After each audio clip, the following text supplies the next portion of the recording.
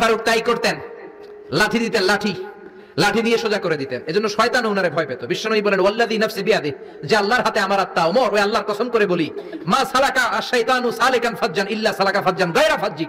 তোমার যদি ইবলিস কোন রাস্তা দিয়ে আসতে দেখে, ইবলিসের বাপের কিনা ইবলিস ওই রাস্তা থুইয়া আরেক রাস্তা দিয়ে হাঁটে। ওমর তোমার যদি শয়তান দেখে তুমি এই দিক দিয়ে আসো, শয়তান জীবনে এই রাস্তা দিয়ে চলবে না, আরেক রাস্তা দিয়ে শয়তান দেয় দৌড়। ও মিয়া, যেই লোকরে শয়তান ডরায় ওই লোকের ঈমানটা কেমন ছিল জোরে বলেন আল্লাহু আকবার। মুনাফিকের বাচ্চারা ভয় পেত ওমরে ফারুককে, জমের ভয়। এমনকি বিশ্বনবীর বিবিরাও ভয় পেত। বিশ্বনবীর বিবিরা মাঝে মাঝে নবীরে ধরতো, ও নবী আমার এইটা লাগবে ওইটা লাগবে। বিশ্বনবী বললেন লাগবে লাগবে, বললে তালাক দিয়ে দিব, যাও তালাক দিয়ে দেবো। ধনী সাহাবীর কাছে যে বিয়ে বসো, আমি নবীর কাছে থাকলে এইভাবেই থাকতে হবে। কিন্তু বিবিরাও ছাড়ার পাত্র না। সব বিবিরা একবার বিশ্বনবীরে ধরলেন, ধরে বলে, ও নবী, আয়েশার বাড়িতে যেদিন থাকেন ওই দিন সাহাবীরা বেশি বেশি হাদিয়া পাঠায় কেন? আমাদের ঘরে যেই দিন থাকেন হাদিয়া পাঠায় না কেন? আচ্ছা, ইমাম সাহেবের বাড়িতে কে হাদিয়া পাঠাবে, কি গিফট দিবে তার, এটা কি উনার বিষয়? যিনি দিবে এটা উনার বিষয়, ঠিক কিনা? বিবিরা বললেন আমাদের ঘরের জন্য হাদিয়া পাঠায়, আপনি মসজিদে এলান দিয়ে দেন। বিশ্বনবী কয় আমি পারুম না। বিবিরা কয় পারতেই হবে। বিশ্বনবী বললেন না না, আমি এই কথা মসজিদে বলতে পারবো না। বিবিরা বললেন আপনি বলতেই হবে। ইন দা মিন টাইম দরজার বাইরে থেকে কে যেন সালাম দিল, আসসালামু আলাইকুম ওয়া রাহমাতুল্লাহ। বিশ্বনবী বললেন ওয়া আলাইকুম আসসালাম। বিশ্বনবী বুঝলেন সালামটার কারণ না, এটা ওমরের সালাম। বিশ্বনবী সালামের উত্তর দিয়া বিবিদের দিকে তাকায় দেখে একটা বিবিও নাই। সব অন্দরমহলে দৌড়। সুবহানাল্লাহ কইবেন না? এই ভয়টা কিন্তু আবার ডাকাইত দেখলে যেই ভয় ওইটা না, এটাকে আরবিতে বলে হাইবাত। হাইবাতু উমর। ওমরের হাইবাত এমন ছিল, শয়তান ভয় পেত, মুনাফিকরা জমের মতো ভয় পেত। আমাদের মা উম্মুল মুমিনিন বিশ্বনবীর বিবিরা ওমরেরকে ভয় পেত। সুবহানাল্লাহ। আমরা বাচ্চারা যদি না খায়, খেতে চায় না, আমার এক মেয়ে ছোট্ট খেতে চায় না, গল্প বলে খাওয়াই, আমি এদিক দিয়ে খাওয়াইলে ওদিকে দৌড়, এদিক দিয়ে ধরলে ওদিকে দৌড়। আপনাদের ছেলে মেয়েদের একই অবস্থা, বাচ্চারা খেতে চায় না, ঘুমাতে চায় না। তখন আমরা বলি ঘুমা, না হলে বাঘ আসবে বাঘ, বিড়াল আসবে বিড়াল। আপনারা কি কোন আরে ওরাতে? হ্যাঁ বিলাই, বিলাই আইবো, কুত্তা আইবো। আমরা বলি কুকুর আসবে বিড়াল আসবে, ঘুমাও ঘুমাও। বাচ্চারা তখন ভয়ে ঘুমায়। ওমর ফারুক যখন মদিনার গভর্নর, মদিনার প্রেসিডেন্ট, মদিনার মায়েরা বিড়াল আর বাঘের ভয়ে দেখাতো না। বাচ্চারা যখন মদিনাতে খেতে চাইতো না, ঘুমাতে চাইতো না, মদিনার মায়েরা বলতো তাড়াতাড়ি ঘুমাও, ওই যে ওমর আসতেছে ওমর। চিৎকার করে পড়েন আল্লাহু আকবার। সবার জন্য সমান নীতি। 10 বছরে গোটা বিশ্বের অর্ধেক ক্যাপচার, পৃথিবীর অর্ধেকটা ক্যাপচার করলেন সাইয়েদনা ওমর। নিজ হাতে পিটিয়ে নিজের ছেলেকে বেহুশ করেছেন। আরেক বর্ণনায় আছে পিটিয়ে ছেলেটাকে নিহত করেছেন। যদি বর্ণনাটা দাইফ, কিন্তু আমাদের জন্য শিক্ষা আছে বর্ণনায়। হঠাৎ একবার ঘরে ঢুকলেন। ওই ছেলের নাম ছিল আবু শাহমা, মূল নাম আব্দুর রহমান। ওনার বিখ্যাত যে ছেলে আব্দুল্লাহ ইবনে ওমর, উনি আরেকজন। আরেক ছেলে ছিল আব্দুর রহমান, মারুফুন বিআবি শাহমা, সবাই তারে ডাকতো আবু শাহমা বলে। একদিন ঘরে ঢুকে দেখে মদের গন্ধ পাওয়া যায়। আবু শাহমারে বললেন, ইয়া আবা শাহমা আশারিবতা খামরান, মদ খাইছোস? কয় না আব্বা, শারিবতু নাবিজান, নাবিজ খেয়েছি। খেয়াল রাখবেন মদ হারাম, মদ খেলে আসিবেন, কিন্তু নাবিজ খাওয়া হালাল। নাবিজ হচ্ছে আরব দেশেরা খায়, সাদা দুধের মধ্যে রাতে শক্ত খুরমা যদি 5টা ফেলে রাখেন, সকালে উঠে দেখবেন দুধের রং আর সাদা নাই, খুরমার রস টেনে দুধটা লাল হয়ে গেছে। এটা খেলে স্বাস্থ্যের জন্য আরব দেশে খুব ভালো, কিন্তু এটা রাতে ভিজাইলে সকালেই খাইতে হবে। এটা যদি 3 দিন রেখে দেন, 4 দিন রেখে দেন, এটা তারির মতো মদ হয়ে যাবে, মাতলামি হবে, খাওয়া যাবে না। ওমরের ছেলে ওই মজাটা নেওয়ার জন্য 4 দিন ভিজায় রাখছে, তারপরে এই নাবিজ নামক মদ খেয়েছে। ওমর বললেন মদ খাইছস নাকি? আবু শামা বলে খাই নাই। ওমর বললেন তাআলা ইলা, এদিকে ইফতাহ ফামাক, মুখ খোলো। মুখ খোলার পরে গন্ধ নিয়ে দেখে নাবিজ মাখানো মদের গন্ধ পাওয়া যায়। কোনো কথা নাই, কলারটা ধরলেন, টানতে টানতে মসজিদে নববীর বারান্দার পিলারে নিয়ে বাঁধলেন। জোরে আযান হলো, নামাজ পড়লেন, নামাজের পরে সালাম ফিরালেন। সালাম ফেরানোর পরে বললেন মাকানাকুম ইনদানা হাদ। নামাজের পরে সুন্নাত পরে সবাই বসবেন, একটা বিচার আছে। এই গুরুদণ্ড, এটাকে আরবিতে বলে হাদ, প্লুরাল হচ্ছে হুদুদ। সবাই যখন ওযু করে ঢুকতেছিল, বারান্দায় দেখে ওমরের ছেলে বাধা। সবার চিন্তা, হায় হায় কি ঘটনা ঘটলো, প্রেসিডেন্টের ছেলে পিলারের মধ্যে বাধা কেন? নামাজের পরে হাজার হাজার সাহাবী সবাই বলল খলিফা কি হয়েছে, মাল আমর, হোয়াট হ্যাপেন্ড? ওমর ফারুক বললেন এটাই নাবিজ খেয়েছে, তবে এটা মদ হয়ে গেছিল, এখন আশীর্বাদ দিব। কানা ঘুষা, হাজার হাজার সাহাবী। কেউ কেউ বলল খলিফার ছেলে তো মনে হয় মারবে না, ধমক দিয়ে ছেড়ে দিবে। এরকম কিছু বিচার দেশে আছে না নাই? মিলায়া দেয়, ঘুষ খায়া ছাইরা দেয়। এমপির পোলা হইলে 7 খুন মাফ, চিল্লা এখন ঠিক না? কেউ বলে না ওমর সারার পাত্র না, তবে 80টা মারবে না, 40টা দিবে অ্যাটলিস্ট। কয়টা? ওমর ফারুক চেয়ারে বসলেন, হাজার হাজার মানুষ, পিনপতন নীরবতা। জল্লাদরে বললেন হাতি জিলদ মিন বাইতুল মাল, বাইতুল মালের ঘর থেকে খেজুর গাছের চামড়া দিয়ে বানানো বড় সাইজের একটা চাবুক আন, সবচেয়ে বড় টানবি। সবচেয়ে বড় টানা হলো। এবার ওমরে ফারুক বললেন, ইবদা বিসমিল্লাহ, শুরু কর আল্লাহর নামে। সাইয়েদনা ওমর ফারুকের সামনে দাঁড়িয়ে জল্লাদ মারবে 80টা বাড়ি, মারতে শুরু করেছে। ওয়াহিদ, ইসনাইনি, তালাতা, 3 বাড়ি মারার পরে ওমরে ফারুক জল্লাদকে দিলেন এক থাপ্পড়। 3 হাত দূরে যে পড়লো জল্লাদ। জল্লাদের হাত থেকে চাবুক তুলে ধমক দিলেন, তুই কি চাবুক মারোস নাকি চাকরি বাঁচাস? আস্তে মারলি কেন? আসলে আস্তে মারে নাই, দেহে যত জোর ছিল। ওমরের হুকুম তামিল করবে না এরকম জল্লাদ মদিনায় ছিল না, জোরে কোন ঠিক কিনা? যত জোর ছিল তত জোরে মেরেছে, কিন্তু ওমরের পছন্দ হয় নাই। ওমর বললেন, ইনদাকা তালাতা ইনদি ওয়াহিদ, তোর হিসাবে 3টা, আমার হিসাবে মায়ের হইছে 1টা। আমি 2 নাম্বার থেকে শুরু করব। 2, 3 মারতেছে কে? মদিনাতে উনারসে পালোয়ান আর কেউ নাই। এক একটা বাড়ির আগাতে ওমরের ছেলে আবু শামা চিৎকার করে কাঁদে। এক একটা বাড়িতে চামড়া ছিঁড়ে যায়, রক্তগুলো ছোপ ছোপ করে নববীর দেয়ালের মধ্যে লাগে। ছোট্ট ছেলেটা ডেকে বলে, আব্বা আমারে মাফ করে দাও, আর জীবনে মদ খাবো না। সাইয়েদনা ওমরের পাষাণ হৃদয় নরম হয় না, কারণ আসাদুহুম ফি আমরিল্লাহি ওমর, আল্লাহর দিনের ব্যাপারে সবচেয়ে কড়া, কোনো ছাড় নাই। এক একটা চাবুক মারে, লোকজন কেঁপে কেঁপে ওঠে। 10টা 15টা মারার পরে ছেলে বেহুশ, পানি দেওয়ার পরে আবার হুশ, আবার মারা শুরু করা হলো। 30টা মারার পরে আবার বেহুশ। এইবার আবু শাহামার মা ওমরের বউয়ের ওমরের পা ধরে ডেকে বলে, ওমর তোমার পায়ে ধরে ক্ষমা চাই, আমার কলিজার টুকরা বাজানটারে তুমি মেরে দিও না। 80টা বেত মারতে হবে, মেরেছো 30টা, আরো মারবা 50টা। যা ওমর, প্রতিটা বেতের বাড়ির বিনিময়ে আমি আবু শাহামার মা একটা করে ওট আল্লাহর রাস্তায় সদকা করে দেব। ওমর বলে, না আবু শাহামার মা, এটা আল্লাহর আইন, গোটা দুনিয়াটা দিলেও একটা চাবুকের বাড়ি থেকে ওরা কেউ বাঁচাতে পারবে না। মারতে লাগলেন, আবার পানি দিয়ে আবার হুশ। ওমরের বাড়ি যে খেয়েছে সে বুঝেছে। 50টা বাড়ি মারার পরে আবু শাহামা দুনিয়া থেকে শেষ। রাগে ওমর গড়গড় করছেন। বললেন, এই বেয়াদবটারে গোসল করা, জানাজা দে, কবর দে। কবর দেওয়ার পরে কবরের উপরে মারা শুরু করছে। 51, 52, 53, 80টা চাবুক মারার পরে আল্লাহরে ডেকে বলে, আল্লাহ আমার ছেলে হওয়ার কারণে কোনো পার্সিয়ালিটি করি নাই, বিচারে 2 নাম্বারই করি নাই। 80টা গুনে গুনে বেত মেরেছি, দেহে যত শক্তি ছিল ততগুলো মেরেছি। কিয়ামতের ময়দানে জালিম ওমর বলে, তুমি কিন্তু আমারে ডাকতে পারবা না আল্লাহ, জালিমদের কাতারে আমারে উঠাতে পারবা না, আমারে জালিম বলতে পারবা না। ওইরকম ওমরের দরকার আছে না নাই? ওই ওমরের লাঠির বাড়ি যদি থাকতো, দেশটারে মদিনা বানায় দিত কে? চোরদের হাত যদি কাটা যেত, দেশটারে সুন্দর করতো কে? একটা জিনাখোরের ফাঁসি যদি বাইতুল মুকাররমের স্কয়ারের মধ্যে দিয়ে দেয়া হতো, এরপরে আর জিনা হতো? একটার ফাঁসি হয়ে গেলে আর তনুর মতো কোন নারীকে ধর্ষিতা হওয়া লাগতো না, খাদিজার মতো কোন মেয়েকে কেউ কোবানোর সাহস পেত না। জোরে বলেন ঠিক না? একটা চোরের হাত জুমার নামাজের পরে বাইতুল মুকাররমের স্কয়ারের সামনে যদি কেটে দেয়া হয়, আর কোন চোর পাওয়া যাবে নাকি? জোরে বলেন। তবে আমচোর, জামচোর, কলাচোর ওই চোর না, যেই চোরগুলো বড় বড় জিনিস চুরি করে, ব্যাংক চুরি করে, দেশের টাকা চুরি করে, এক কলমের খোঁচায় 1000 কোটি টাকা চুরি করে, ওই চোরদের হাত কাটতে হবে। শেয়ার বাজার খায়া ফেলায়, হলমার্ক খায়া ফেলায়, দেশের টাকা খায়া ফেলায়, সুইজারল্যান্ডে সব টাকা পাঠায়, এরকম বড় বড় চোর আছে না নাই? ইসলামী বিচার যদি শুরু হয়, আগে বড় চোরদের বিচার দিয়ে শুরু হবে। চিল্লায় বলেন ঠিক না? এজন্য বিশ্বনবী বলতেন, আসাদুহুম ফি আমরিল্লাহি ওমর, আল্লাহর বিধান বাস্তবায়নে সবচেয়ে কঠোর ছিল ওমর। এক নারী এসে বলল, ওমরে ফারুক, আমার স্বামী আমারে তালাক দিয়েছে 100টা। কয়টা? শুনতেছেন? একটু জিমাই গেলেন মনে হয়। আমার স্বামী আমাকে 100 তালাক দিয়েছে। কয় তালাক? আসলে দিতে হবে কয় তালাক? তাও একটা একটা করে, ঠিক কিনা? ওমরে ফারুক ডেকে আনলেন, স্বামীরা আনলেন, বউরা আনলেন। ও স্বামী, কয় তালাক দিছো? কয় 100টা দিছি। ওমরে ফারুক বললেন, তালাক হচ্ছে মিন শাআইরিল্লাহ, এটা আল্লাহর নিদর্শন। আল্লাহর নিদর্শন নিয়ে ফাইজলামি করার অনুমতি তোরে দিছে কে? 3 তালাকে তোর বউ তালাক, বাকি 97 তালাক তোর পিঠের উপরে পড়বে। সুবহানাল্লাহ বাড়িতে যে বউরে 100 তালাক দিছে এক ডাকায়। ওমরে ফারুক বললেন, 3 তালাকে তোর বউ তালাক, বাকি 97 তালাক তোর পিঠে। এজন্য লাঠির দরকার আছে না নাই? ওমরে ফারুক জোহরের নামাজের ইমামতি করলেন। নামাজের পরে দেখলেন একদল লোক গোল হয়ে বসে জিকির করে। আসরের পরেও দেখলেন গোল হয়ে জিকির করে। মাগরিবের পরে দেখলেন সব লোক কাজে চলে যায়, ওই একদল লোক জিকির করে। ওমরে ফারুক বললেন, মান আনতুম, তোমরা কারা? কয় নাহনু আল মুতাওয়াক্কিলুনা আলাল্লাহ, আমরা আল্লাহর উপর তাওয়াক্কুলকারী। তো কাজ বাজ নাই, খালি জিকির করো। খাও দাও কিভাবে? কয় আমাদের জিকির দেখে লোকজন খানা দিয়া যায়।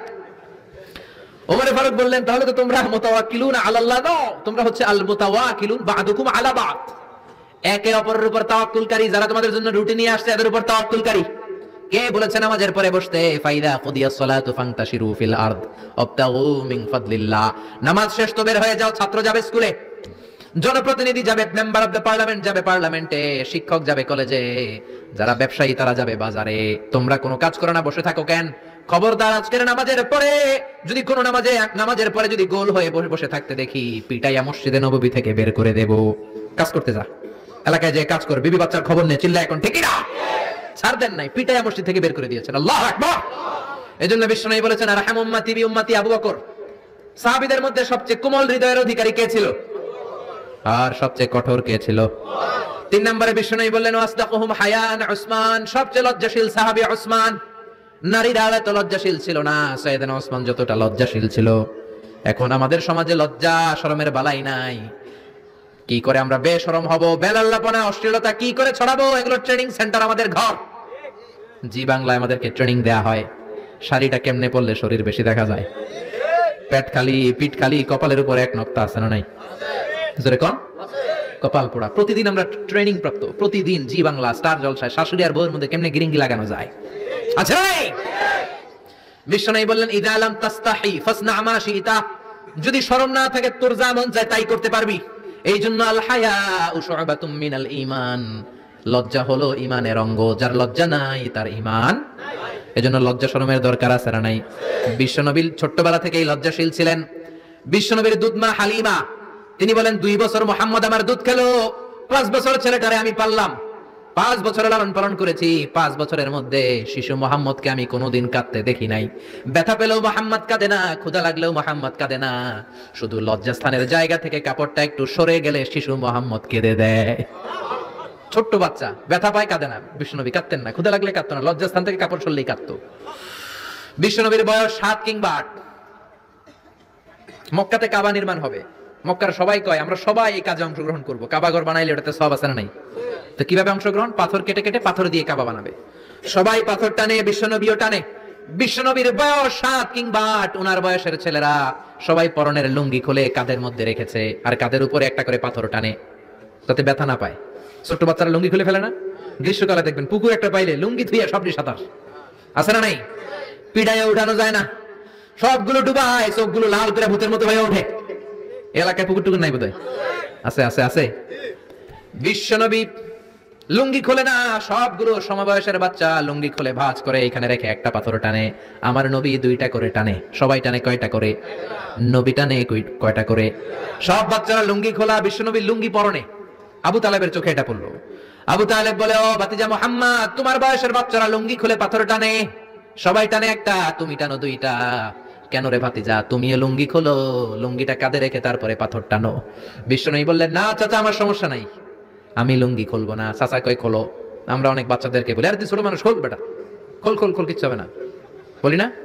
কখনো এগুলো বলবেন না। ও ছোট্ট হলে ওর একটা প্রেস্টিজ আছে না নাই? ওর একটা আত্মসম্ভ্রম বোধ আছে না নাই? এখনো যদি লুঙ্গি খোলা শিখান, অশ্লীলতা শিখান, তাহলে এই ছেলেগুলো হবে ডাকাত। এগুলোই হবে বাংলা ভাই, ইংরেজি ভাই, অঙ্ক ভাই।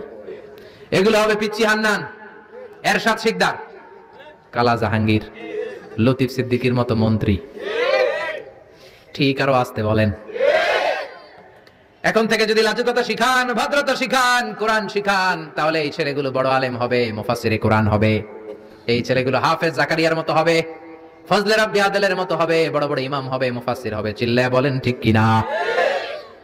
চাচা বলে, মোহাম্মদ লুঙ্গি খোলো। আরে ছোট মানুষ খোলো। বিশ্বনবী বলে, না আমি ছোট হতে পারি কিন্তু লুঙ্গি খুলবো না, আমার কোনো সমস্যা নাই। চাচাকে, আরে খোলো মিয়া, বলে লুঙ্গির গোছা ধরে টান দিছে। টান দিতে দেরি, মুহূর্তের মধ্যে বিশ্বনবী বেহুশ হয়ে জমিনে পড়ে যায়।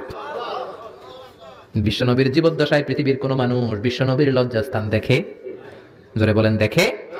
এজন্য খবরদার, তোমার বোনের পেট পিঠ খালি থাকতে পারবে না, কপালে এক নোক্তা থাকতে পারবে। তোমার বোন বললেই তুমি তারে পাখি ড্রেস কিনে দিতে পারবা না, লেহেঙ্গা 2 পিস 3 পিস কিনে দিতে পারবা না। তুমি যদি এগুলো আদরের বোনকে কিনে দাও, আল্লাহর সুপ্রিম কোর্টের কাঠ গড়াতে তোমারও আসামি করে দাঁড় করাবে কে? বাবা খবরদার, মেয়েদের সব আবদার পূরণ করবেন না। হেজাব পরানো শিখান, বোরকা পরানো শিখান। একটা মেয়ে যখন বোরকা পরে রাস্তায় বের হয়, মনে হয় জান্নাতের হুর দুনিয়ায় এসেছে। একটা মেয়ের সৌন্দর্য তো হেজাবে, সৌন্দর্য তো বোরকার ভেতরে, সৌন্দর্য তো পর্দার ভেতরে। চিল্লা এখন ঠিক কিনা? আবার কিছু নানি আছে বয়স 90, উনি হাত মোজা পা মোজা, আর সাথে 16 বছরের 18 বয়সের নাতনিরে নিয়ে বের হইছে। এমন দৃশ্য এলাকার সব পোলারা পিছনে পিছনে লাইন ধরে আছে না নাই? মায়ের বয়স 60, হাত মোজা পা মোজা। আপনি হাত মোজা পরছেন কেন? আপনি তো অল্প কাপড় পরে বেরোলেও কোনো সমস্যা নাই। আপনি তো এক্সপায়ার্ড, আপনার ডেট এক্সপায়ার্ড, ঠিক কিনা? আপনার দিকে তাকাবে না সুন্দরী সুরুষী অষ্টাদশী মায়াবিনী কাজল কালো চোখ মেয়ে কালো কেশ আপনার ওই নাতনির দিকে লুলুপ দৃষ্টি দিয়ে বখাটে গুলো তাকাবে, ঠিক কিনা?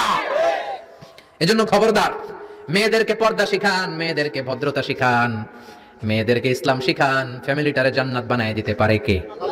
এজন্য বিশ্বনবী বললেন ওয়াসদাকুহুম হায়াআন উসমান, সবচাইতে লজ্জাশীল সাহাবী ছিল কে? মনে থাকবে নি? ওসমান নামটা সুন্দর না? ছেলে পেলে হইলে এগুলো রাখেন, রাখবেন তো? কি রাখবেন? কি অদ্ভুত অদ্ভুত নাম রাখে। এক লোক অনেকদিন পরে ভাতিজারে দেখতে আসছে বাসায়, ঢাকাতে, গ্রামের সবজি টবজি নিয়ে গেছে। তো ভাতিজারা বলে, ভাতিজা তোমার নাকি এক ছেলে এক মেয়ে? বলে জি চাচা, দোয়া করবেন, এক ছেলে এক মেয়ে, একটু ডাকো তোমার ছেলে আর মেয়েরে। ভাতিজা ডাক দিছে ব্রাশ ফায়ার, ব্রাশ ফায়ার শুই না চাচা দিছে দৌড়। ভাতিজাও পিছন থেকে দৌড়ায়, চাচাও দৌড়ায়। ভাতিজা কয় দাঁড়ান চাচা, চাচা কয় আমার বয়স 80 হয়েছে রে ভাতিজা, আমারে তুই ব্রাশ ফায়ার করিস না। ভাতিজা কয় চাচা এটা ওই ব্রাশ ফায়ার না, ছেলের নাম ব্রাশ, মেয়ের নাম ফায়ার। আছে না নাই? কিয়ামতের দিন আল্লাহ ইউদাউনা ইয়াউমাল কিয়ামাতি বিআসমাইকুম ওয়া বিআসমাই আবাইকুম, কিয়ামতের দিন আল্লাহ তোমাদের নাম ধরে, তোমাদের বাবাদের নাম ধরে ডাকবে। ফাহসিনু আসমাআকুম, তোমাদের নামগুলো সুন্দর করে রেখো। সুবহানাল্লাহ। রাখবেন? ওসমান নামটা রাখবেন তো? ছেলে হইলে রাখবেন, রাখবেন। এরপরে বিশ্বনবী বলেছেন ওয়াকদাহুম আলী, সবচেয়ে ভালো বিচারের রায় দিতে পারতো আমার মেয়ের জামাই আলী। বিচারের রায় হবে একটা কিতাব দিয়ে, কিতাবটার নাম কি? আপনাদের উচ্চ আদালত আর নিম্ন আদালতে তো এই কিতাব দিয়ে রায় হয় না? হাইকোর্ট, সুপ্রিম কোর্টে এটা দিয়ে রায় হয় নাকি? এই কোরআনটা দিয়ে যদি সব বিচারের রায় হতো, কেউ মাজলুম হতো না। কোরআন দিয়ে রায় হলে ওই রায়ে কোনো স্কাইপি কেলেঙ্কারি থাকে? কোরআন দিয়ে রায় হলে ঘুষ খাওয়ার সুযোগ থাকে? কোরআন দিয়ে রায় হলে এক দলের কথা শুনে আরেক দলের উপর কোনো জুলুম করার সুযোগ থাকে? এজন্য রায় দিতে হবে কি দিয়ে? ওমান লাম ইয়াহকুম বিমা আনজালাল্লাহু ফাউলাইকা হুমুল কাফিরুন। সুবহানাল্লাহ। আল্লাহ তিনবার বললেন কোরআন দিয়ে যে রায় দেয় না, বিচারের রায় যারা কোরআন দিয়ে ঘোষণা করে না, এক জায়গায় বললেন জালেম, এক জায়গায় কাফের, এক জায়গায় ফাসিক। এজন্য কোরআন দিয়ে বিচারের রায় হওয়ার দরকার আছে না নাই? কোরআনকে সংসদে পাঠানোর দরকার আছে না নাই? এমনি এমনি হেঁটে চলে যাবে কোরআন সংসদে? নাকি পাঠাইতে হবে? ভালো নেতা বানাইতে হবে, যারা কোরআন মানে, যারা কোরআনের পক্ষে, এরকম নেতা বানানোর দরকার আছে না নাই? এজন্য বিশ্বনবী বলেছেন মান ক্বালা বিহি সাদাকা, কোরআন দিয়ে যে কথা বলে তার কথা সত্য কথা নাকি মিথ্যা? ওয়া মান আমিলা বিহি উজরা, কোরআন দিয়ে আমল করলে আমল নামায় সওয়াব আছে না নাই? বেশি না কম? ওয়া মান হাকামা বিহি আদালা, কোরআন দিয়ে যে বিচারের রায় দেয় ওইটাই সবচেয়ে সেরা বিচার, ঠিক কি না? আল্লাহ দেশে কোরআনের বিচার কায়েম করুক, পড়ে না আমিন। 5 নম্বরে বিশ্বনবী বললেন ওয়া আকরাহুম উবাই ইবনে কাব, সাহাবীদের মধ্যে সবচাইতে সুন্দর তেলাওয়াত করতে পারতেন, তাসবিহের সাথে সবচাইতে সুন্দর তেলাওয়াত করতে পারতেন উবাই ইবনে কাব। কি নাম? এগুলো জানেই না, জানতেও চায় না, খালি নাম মুখস্থ করে। সালমান খান, শাহরুখ খান, অমুক খান, তমুক খান। পড়েন উবাই ইবনে কাব। উনি ছিলেন সবচেয়ে বড় কারি। বিশ্বনবী কিন্তু তারাবির সালাত এইভাবে পড়তেন না, কিয়ামুল লাইল করতেন। রাতের সালাত সবসময় 8 রাকাতের বেশি বিশ্বনবীর ছিল না। ওমর ফারুকের সময় উনি এই উবাই ইবনে কাবের নেতৃত্বে মসজিদে নববীতে 20 রাকাত তারাবি চালু করে দিলেন। সুবহানাল্লাহ। বাড়িতেছে কার নেতৃত্বে? উবাই ইবনে কাবের নেতৃত্বে। আর বললেন নি'মাল বিদআতু হাদিহি, কত সুন্দর একটা বেদাত চালু করে দিলাম। ওনাদের বেদাত চালু করার অথরিটি ছিল, কারণ তারাই ছিলেন দ্বীনের ধারক এবং বাহক। চিল্লা এখন ঠিক কি না? কেমন করে উনি কোরআন পড়তেন? বিশ্বনবী একদিন উবাইকে বললেন, ও উবাই, ইন্নাল্লাহ আমারানি আন আকরা আলাইকা ইয়া উবাই, আল্লাহ আমাকে আদেশ করেছেন যেন আমি নবী নিজে তোমার কাছে যে কোরআন শোনাই। কল্পনা করতে পারেন বিশ্বনবীর উপর কোরআন নাজিল হয়, আর বিশ্বনবীরে বলা হলো, আল্লাহ বিশ্বনবীরে বললেন ও নবী আপনি উবাইয়ের কাছে যে কোরআন শোনাবেন। এই কথা শুনে উবাই সহ্য করতে পারে নাই, চিৎকার দিয়ে বলেন নবী আসাম্মানি, আসলে কি আমার নামটা ধরে আল্লাহ বলছে যে আমার কাছে এসে কোরআন শোনাতে? বিশ্বনবী বললেন বালা, হ্যাঁ তোমার নামটাই আল্লাহ ধরে বলেছে। উবাই চিৎকার দিয়ে কেঁদে কেঁদে বললেন, ও নবী এই কোন কথা আপনি আমার শোনালেন? আপনার উপর কোরআন নাজিল হয় আর আপনি এসে আমার কাছে কোরআন শোনাবেন? এটা ছিল বিশ্বনবীর অভ্যাস। সাহাবীদের কাছে উনি কোরআন শোনাতেন, আবার সাহাবীর কাছ থেকে নিজে শুনতেন। এজন্য বাবা ছেলের কাছে শোনাবেন, বলেন ও ছেলে, ও আমার কলিজার টুকরা বাজান, দেখ তো আমি সূরা 3 তেলাওয়াত করি, আমারটা হয় কিনা। আবার ছেলেরে বলবেন, ও বাবা তুমি একটু সূরাতুদ দুহা তেলাওয়াত করে শোনাও। শান্তি আর কি লাগে? What do you mean by peace? What is the definition of peace? শান্তি কি? শান্তি হচ্ছে আপনিও কোরআন পড়বেন, ছেলেও পড়বে, বিবিও পড়বে, এটাই শান্তি, ঠিক না? বাবা ছেলেরে কোরআন শোনাবেন, ছেলে বাবারে কোরআন শোনাবা। স্বামী স্ত্রীরে শোনাবেন, স্ত্রী স্বামীরে শোনাবেন, শাশুড়ি বৌমারে শোনাবেন, বৌমা শাশুড়িরে শোনাবেন, তাহলে আর ঝগড়া হবে না, ঠিক কিনা? বাবা যদি বলে তিনজন মিলে সূরা ইয়াসিন মুখস্থ শুরু করলেন, 2 দিন পর পর খোঁজ নেন, ও ছেলে, ওরে বাবা তোর কয় আয়াত মুখস্থ হয়েছে? আমার হয়েছে 20 আয়াত। ছেলে বলে বাবা তোমার মাত্র 20 আয়াত, আমি তো মুখস্থ করে ফেলছি 30 আয়াত। ছেলেদের মেধা, বাচ্চাদের ব্রেন শার্প হয়, ঠিক কিনা? বিবি বলবে আমি রান্নার কারণে বেশি করতে পারি না, আমি করছি 7 আয়াত। আহা, এরকম ফ্যামিলি আমরা চাই কি চাই না? ফ্যামিলিটা যদি এরকম হয় আর কি লাগে, ঠিক কিনা? এজন্য আকরাহুম লিউবাই, সাহাবীদের মধ্যে সবচাইতে চমৎকার কণ্ঠে কোরআন তেলাওয়াত করতে উবাই ইবনে কাব। এইজন্য বেশি বেশি কোরআন তেলাওয়াতের দরকার আছে না নাই? একটা অক্ষর তেলাওয়াত করলে 10টা নেকি দিবে কে? 10টা করে নাকি? একটা করে আয়াত তেলাওয়াত করবেন, জান্নাতে আপনার বিল্ডিং কে 1 তলা লম্বা করে দিবে কে? পৃথিবীর কোন গ্রন্থের ব্যাপারে এরকম ঘোষণা আছে নাকি? শ্রীমদ ভগবত গীতা তেলাওয়াত করলে 1 অক্ষরে কয় নাকি? ওম নমো ভগবতী বাসুদেবায়, কয়টা সওয়াব? ওম শান্তি বললে কয় সওয়াব? কিন্তু বিসমিল্লাহির রহমানির রহিম বললে আমল নামায় সওয়াব আছে না নাই? পড়বেন প্রতিদিন আমাদের সকাল শুরু হবে কোরআন দিয়ে, জোরে কোন ঠিক কিনা? 6 নম্বরে বিশ্বনবী বললেন ওয়া আ'লামুহুম বিল হালালি ওয়াল হারাম মুআয ইবনে জাবাল। সাহাবীদের মধ্যে হালাল হারামের ব্যাপারে সবচাইতে স্পেশালিস্ট সাহাবী ছিল মুআয ইবনে জাবাল। আমরা এখন হালাল হারাম বাঁচি না, হালাল হারাম সব খাই। সুদ খাই, ঘুষ খাই, যৌতুক খাই, রাস্তার রডও খাই, মসজিদের টিন খাই, ত্রাণের গম খাই, ঠিক কিনা? আছে না নাই? সব খাই। এত ক্ষুধা, রড খাইয়া ফেলায়, সিমেন্টের বস্তা খাইয়া ফেলায়, ইটাও খাইয়া ফেলায়, কেমনে হজম করে আল্লাহই জানে। রাস্তার ইটা নাই, ত্রাণের মালামাল নাই, সব খাইয়া ফেলাইছে, আছে না নাই? আল্লাহ বলেন সবটা খাইস না, হালালটা খাইস। কোনটা খাইবেন? ইয়া আইয়ুহান নাসু কুলু মিম্মা ফিল আরদি হালালান তাইয়্যিবা। হারামটা খাওয়া যাবে না, হালালটা খাও। হালালে বরকত দিয়েছে কে? হালালে বরকত, হারামে বরকত নাই। আওয়াজ করে উত্তর দেন, গরু খাওয়া হালাল না হারাম? কুকুর খাওয়া হালাল না হারাম? আমরা সবাই বেশি বেশি গরু খাই নাকি কুকুর খাই? কি পরিমাণে যে কসাইয়ের দোকানে জবাই হয়, আর কুরবানির ঈদের সময় জবাই আছে না নাই? বিয়ের অনুষ্ঠানে আছে না নাই? হাজার হাজার গরু জবাই করি, কুরবানির সময় জবাই করি। বাংলাদেশের গরু দিয়া হয় না, ইন্ডিয়া থেকে আনি। এত গরু খাই, কিন্তু কুকুর একটাও খাই না। আর গাভী বছরে বাচ্চা দেয় কয়টা? কুত্তা দেয় কয়টা? 7টা, 8টা, 10টা, কোনো জন্ম নিয়ন্ত্রণ তো নাই, দেদারসে দিতেছে। তো গরু আমরা খাই, কুকুর খাই না। গরু বাচ্চা দেয় কম, কুকুর বাচ্চা দেয় বেশি। তারপরেও বাংলাদেশের 56,000 বর্গ মাইলের ভিতরে গরু বেশি না কুকুর বেশি? এত গরু খাইলেন, তারপরেও গরু বেশি। কারণ গরু হালাল, হালালে বরকত দিয়েছে কে? কুকুর হারাম, কোনো বরকত নাই। রাস্তাঘাটে হাইওয়েতে কুত্তা পরে মরে থাকে, হাইওয়েতে কোনোদিন গরু মইরা ভেটকে রয়েছে দেখছেন? হালাল, খালি বরকত। আল্লাহু আকবার। এজন্য হালাল খাবেন, হালাল পড়বেন। ইউর ফুড শুড বি হালাল, ইউর ড্রিঙ্ক শুড বি হালাল, your dress up should be হালাল, ইউর এন্টারটেইনমেন্ট শুড বি হালাল। চিল্লা এখন ঠিক কিনা? সব আপনার হালাল হতে হবে, কারণ ইন্নাল্লাহা তাইয়্যিব লা ইয়াকবালু ইল্লা তাইয়্যিবা। আল্লাহ নিজে পবিত্র, পবিত্র ছাড়া কিছু আল্লাহ কবুল করে। হালাল খাওয়ার পরে যে দেহটা আপনি বানালেন, ওই দেহটারে জাহান্নামে ঢুকাবে কে? হারাম দিয়ে আপনি যত দান খয়রাত করেন কবুল হবে? হারাম টাকা দিয়ে যাকাত দিলে কবুল হবে না, মাদ্রাসা বানালে কবুল হবে না। হারাম টাকা দিয়ে, ঘুষের টাকা দিয়ে অনেকে প্রতি বছর হজ করে হাজি টাইটেল লাগায়। আপনি হাজি লাগাতে পারেন, মাগার কবুল হবে? কারণ আল্লাহর নীতি তো একটা, ইন্নাল্লাহা তাইয়্যিব লা ইয়াকবালু ইল্লা তাইয়্যিবা। এক লোক কাবার চারপাশে ইয়া রব, ইয়া রব, বুখারীর বর্ণনা, অনেক লম্বা, আমি শর্ট করে বলছি। ইয়া রব বলে কাঁদে। সাহাবারা বলল কত বড় আল্লাহর ওলি। বিশ্বনবী বললেন, ওরে ওলি বলো না, মাতআমুহু হারাম, ও যেটা খায় হারাম খায়। ওয়া মাশরাবুহু হারাম, যেটা পান করে হারাম করে। মালবাসুহু হারাম, ড্রেস আপ হারাম, গদিয়া বিল হারাম, সব হারাম। ফাআন্না ইউস্তাজাবু লা, কেমন করে ওর দোয়া কবুল হবে? হারাম দিয়ে যদি আপনি দান করেন, মসজিদ মাদ্রাসা লঙ্গরখানা করেন, কবুল হবে না। আর হালাল থেকে প্রতিদিন যদি 1 পয়সাও দান করেন, এটাকে উহুদ পাহাড়ের সমান সওয়াব বানায়া দিবে কে?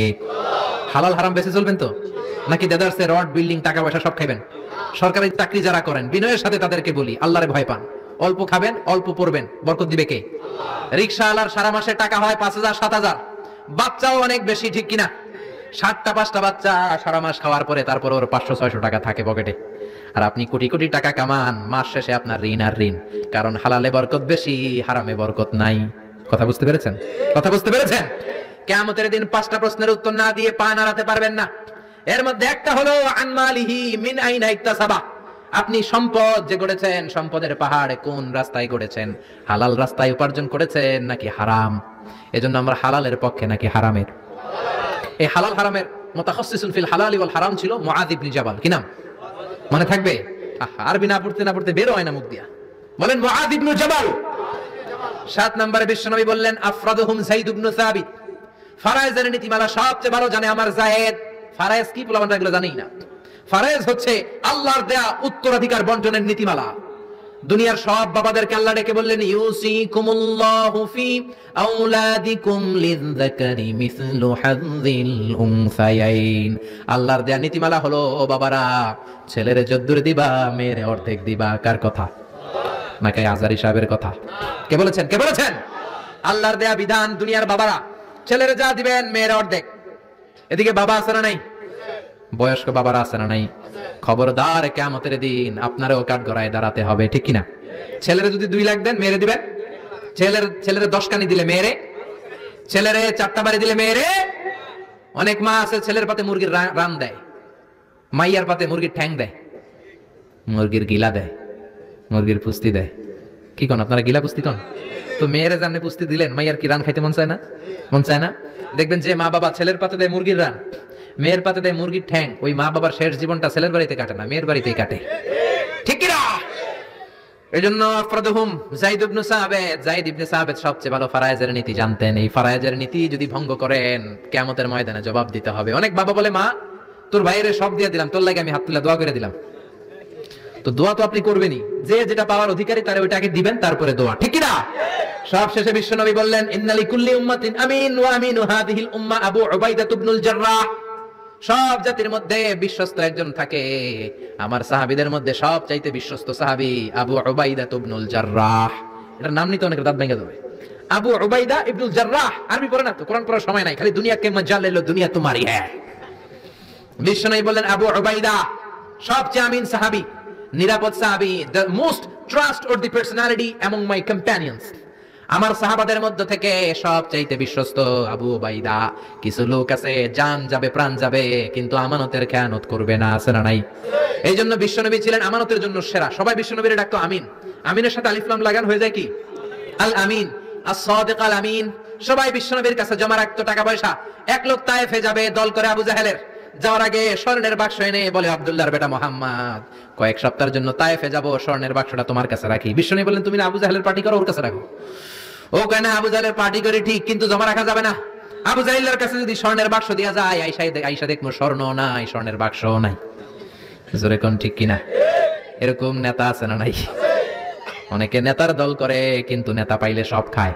ভালো নেতাও আছে, অনেক ভালো চেয়ারম্যান, ভালো এমপি আছে। আপনাদের এলাকায় নিশ্চয়ই এরকম ভালো ভালো চেয়ারম্যান আছে, এমপি আছে, যাদের কারণে এই দেশের উন্নয়ন এখনো হচ্ছে। চিল্লা এখন ঠিক কিনা? এই জন্য আমানতের খেয়ানত করা যাবে না। আল্লাহ বললেন ওয়াল্লাযীনা হুম লিআমানাতিহিম ওয়া আহাদিহিম রাউন।